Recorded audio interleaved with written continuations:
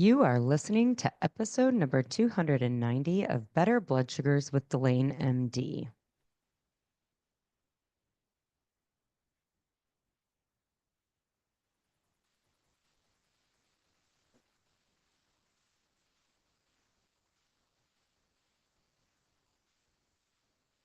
Hey there, and welcome to the podcast. I am so glad you're taking some time for you and for your health today. I feel privileged that you're spending it with me, and I hope you find something helpful to move you towards a step closer towards the health that you're looking for. Today, I want to talk about one of the most powerful tools that we have available to getting better blood sugars and, in general, to improving our health. I want to talk a little bit also about one of what you can expect while using this tool. It's unexpected sometimes because we think the impact is going to look differently. So I want to talk about all that. We're going to talk all things exercise today. But before we get started, there are a couple of things. First, I want to share an email that comes from a listener. Again, if you are getting amazing results with this podcast, please send me an email. I love hearing a good success story and I love to share them, not only because it fuels what I do here in the mission of this podcast, but it also gives you, as a listener, a wonderful example to see what is possible. So I want to share that. The email goes, Delane, a year and a half ago, my A1C was 6.1. I didn't want to go on metformin, and my doctor told me I could try doing some other things. I tried eating healthier, at least what I thought was healthier, and it didn't budge. About 6 to 9 months ago, I found you on Facebook and started listening to your podcast. I started doing restricted eating, eating more protein, and lifting weights. I have lost more than 20 pounds. My joints don't hurt, and today my A1C was 5.7. I feel better than I've felt in years. I'm turning 59 next month, and I feel better than I did when I was 45. I'm so thankful for the information that you are so willing to share and the simplicity of how you give it. I also started using the Nutrition X app a week and a half ago, and I'm excited to keep going with it. I love seeing how much protein and carbs I'm actually eating. This is a lifestyle I am planning to keep. Thank you, thank you, thank you, Rebecca. Rebecca, thank you so much for sharing this email, for sending it to me. Again, it fuels me to hear the benefits that other people are getting from the information I share in this podcast. And it really floats my boat to share with other women what is possible. It is possible. You don't, I mean, like, it'd be great if you hired me as a coach. I think that would be wonderful. And I'm here if you need that, but you don't need to do that. It can really be much more simple than that. So thank you, Rebecca, for sharing. If you have a similar success story, send a girl a message, like throw me a bone. Let me know how it's going. I love to hear that. Second thing I want to talk about before we get started with discussing exercise is the med warning that I always give. If you have been medicated for your type 2 diabetes, understand that you are medicated for the way you've eaten in the past, the way you've lived your life in the past. If you change those things, you're going to need to change your meds. If you do not change your meds, you can get quite sick. The kind of sick that looks like an ER visit, a hospitalization, and possibly even death. That's not why you're making these changes. So make sure that you're smart about this. I want you to call the provider that gave you the meds and open up a line of communication with them. Ask them how you should share your blood sugar logs with them and how you can expect to hear back from them what medication changes they want you to make. This is going to keep you safe as you make these changes. Please do that so that you can start to see, one, you come off your meds, which I think is what most of us want, is to come off our meds, not be tied to the healthcare system, but two, so that you can stay really safe. If you're not sure what to eat, you know I have a solution for that. You can go to my website and download the 14 Days to Better Blood Sugars Guide. You can find that at delanemd.com/better. This is a 14-day guide that gives you straightforward menus about what to eat in order for you to start seeing better blood sugars. It is very powerful. So again, open that line of communication up with your provider so that you can stay safe. Try it out, see how it goes. If you get amazing results and you're trying to figure out how to apply that 14-day guide to the rest of your life, set up a better blood sugars assessment call. This will be a 45-minute Zoom call where you and I sit down and we develop a path for you going forward. If for some reason you've tried the 14-day guide and we're not able to see changes in your blood sugars, I really want to hear from you. I've yet to hear this, but if it's happening, I want to know about it and I want to know how I can make that guide better, but also help you individually figure out a path to better blood sugars for you. So you can set up a better blood sugars assessment call by going to calendly.com/DelaneMD/call. So I'm going to spell all of that out. Calendly, CALENDLY.COM/DELANEMD/CALL. So calendly.com/DelaneMD/call. So let's talk about exercise. This is the most powerful tool that I feel you can combine with changing your food. I used to think that food was more important than exercise, and I still truly believe that there is no amount of exercise that's going to undo bad food choices. And this could possibly be from my own personal experience of running a marathon and, training for a marathon and running 35 to 40 miles a week. But I was on a steady diet of junk food and pizza, and I managed to gain weight and worsen my insulin resistance during that time. So maybe it's a personal bias I have, but I've yet to see the individual that can exercise off poor food choices.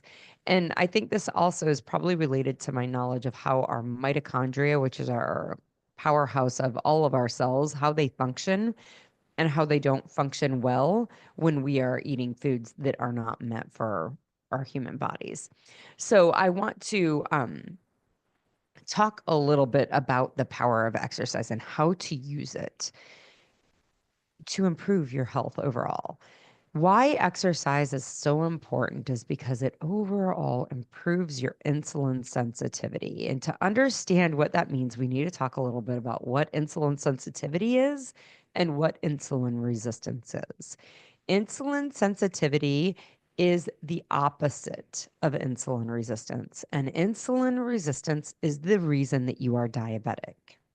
This is one of the things that what I do with people, what I do when I coach you, why it's different than what your doctors are doing and your nutritionists are doing and your dietitians are doing.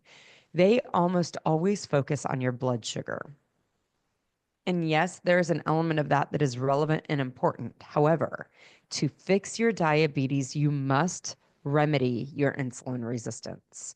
And insulin sensitivity is the opposite of insulin resistance, right? If you're hot and you want to be cooler, cold is the opposite of hot, right? You want to not be hot, so you want more coolness, right? If you want to not be diabetic, you want to be less insulin resistant, and that means you're going to be more insulin sensitive. So what does all of this mean? Insulin is a hormone that's released with the function of moving fuel from the bloodstream into your cells. That fuel that insulin works on is glucose. Insulin is released in order to move glucose from the bloodstream inside of your cells to allow your cells to burn the glucose off as fuel. Insulin resistance is when your cells are resistant to doing this. They resist the effect or the message from insulin and they don't move the glucose inside.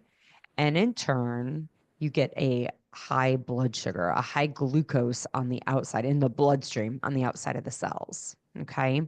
So insulin resistance is when your cell is resistant to moving glucose inside. That allows your blood sugar to climb high, which is what you measure on your glucometer, or your CGM is measuring when it reads high, when it reads an elevated blood sugar, a blood sugar of 200, right? That means that there's 200 milligrams per deciliter, right? There's 200 units of blood sugar, and it's, of course, per volume, outside of your cell. What you want is that glucose inside the cells so that it can be burned off. Insulin sensitivity is what does this. It's the opposite of that resistance.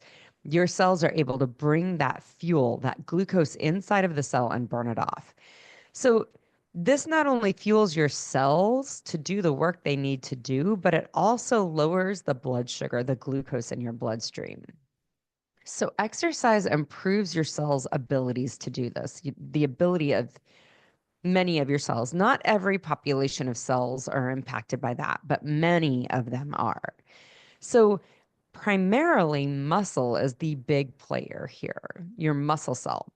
Recognize when your muscle cell is exercising is in the exercised state versus the non-exercise state. So non-exercise state is going to be the resting state versus the exercise state is the moving, contracting state.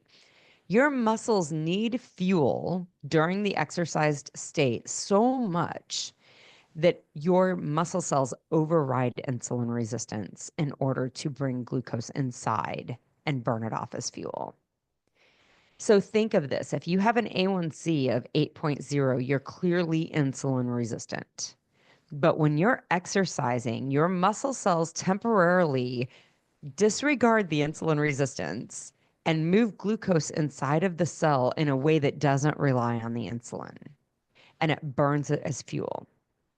This temporary state lasts for about 48 to 72 hours after an exercise event. Exercise is really, really powerful to improving your blood sugars. It's incredibly powerful.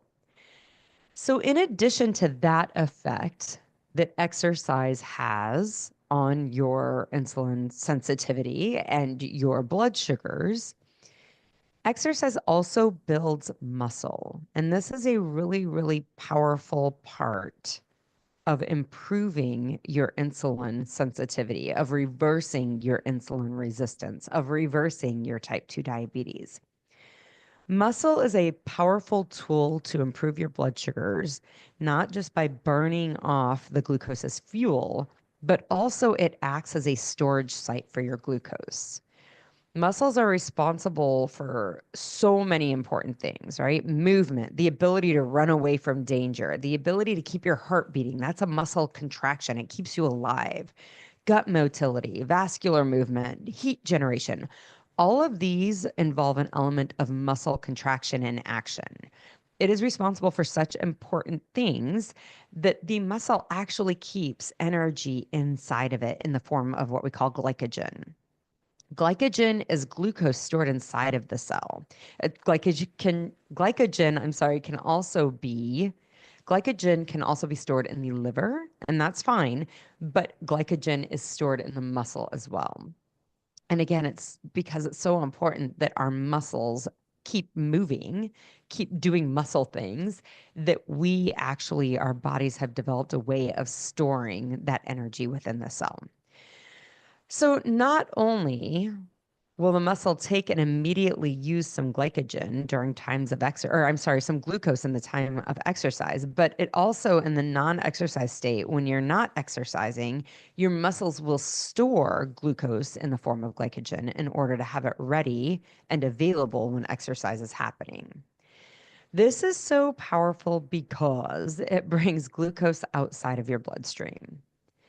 When glucose is in your bloodstream floating around, when your blood sugar is 180, that means that you're sending a message, a stimulus to your pancreas to say, we need some insulin to bring this glucose inside of a cell. This is how it works, right? The pancreas releases insulin in response to glucose in your bloodstream in order to bring it inside of a cell and burn it as fuel. That's how it's supposed to work. Insulin resistance happens when we are overexposed to insulin all the time. That is insulin resistance. That's one of the main causes of insulin resistance is we are overexposed to high concentrations of insulin all the time, so much that we are your cells are hearing this message so repeatedly that it just goes deaf to it and it doesn't hear the message. So when your blood sugar is always a little elevated, you're constantly sending that message to the pancreas to put out insulin.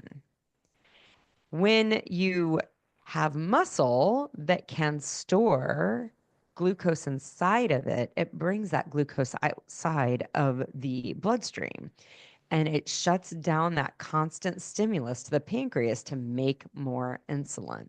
This is very, very powerful to reversing your insulin resistance, to improving your insulin sensitivity, to stopping your diabetic state, to have a place for glucose to be pulled out of the bloodstream and stored so that your blood isn't constantly full of glucose telling the pancreas you need more insulin. And that higher doses of insulin or that higher response of insulin is constantly creating that insulin resistance.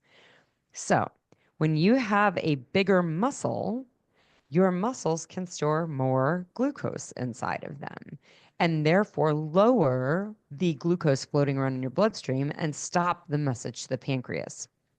I think of the muscles, this is a space issue, right? If you think of your muscle as a closet and glucose as stuff that you have cluttering your house, you can only declutter a small amount of stuff into a small closet. If you wanted to clutter more stuff, you need a bigger closet.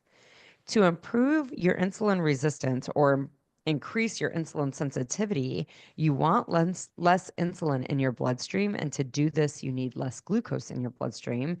And you can get less glucose in your bloodstream by having a bigger closet, i.e., a muscle, to store that glucose in.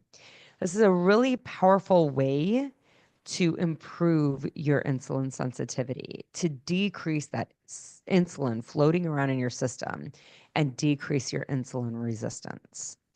So I always think of this as this decluttering thing. Like you want to bring glucose outside of your bloodstream and store it in your muscles. If you have small muscles, you can't do this. I want to lovingly offer this to you that this is really not optional. Lots of us think that we can get healthy just by changing the way that we eat. And yes, that's a big part of it. And I'm not disagreeing it. But if you're interested in fixing your type 2 diabetes, building bigger muscles is likely a requirement for this. So figuring out how you can do this. Lots of women will ask me about strength training over cardio. And I'm going to tell you, ladies, like I am all about the cardio. I love nothing more than a good run. If I can't get a good run in, let's go for a long walk. If I can't go for a long walk, let's go for a long hike. I'm all about the cardio.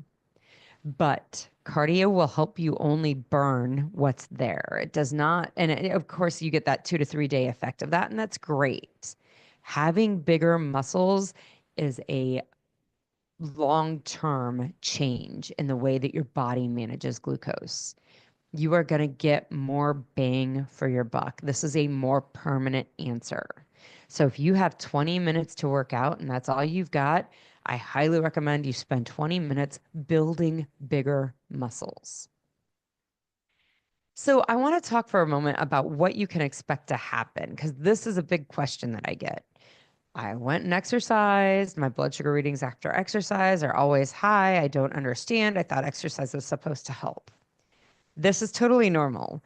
I'm sure your blood sugar readings are actually higher after an exercise event. And the reason for this is because your muscles require fuel for exercise. Your muscles will release that glycogen. And again, it's to fuel the cells into moving. Glycogen turns into glucose and glucose fuels the cells. Not only do your muscles do this, but also your liver does this. It is a normal response for your body to release glucose when you are exercising in order to fuel your active muscles. When you start at a baseline elevated blood sugar, when you're diabetic and your baseline, your fasting blood sugar is high, it makes sense that when you release more glucose in order to fuel those cells, your glucose is going to climb higher from that baseline. And that's what we see. So if you're seeing your blood sugars be 150, 160, 170, 180 even, I've seen mine go as high as 170 during an exercise event, but I think that that was maybe due to heat, and we'll talk about that in a minute. But if you see your blood sugars climb, but you were starting at 110 or 120, I don't know that that's abnormal. I don't know that that's abnormal at all. I think that it's not unusual for me to see mine go from 80 or 90 to 120 or 130 during my morning runs, even when I'm not in the summer heat. So recognize that this is not necessarily abnormal. Your muscles are requiring fuel when they exercise, and the higher blood sugars are just that fuel that your muscles are requiring. There are a few things I want to talk about. If you're wearing a CGM, recognize your CGM will artificially, it's not because your blood sugars are actually high, when they get hot, they read higher. They just read higher numbers.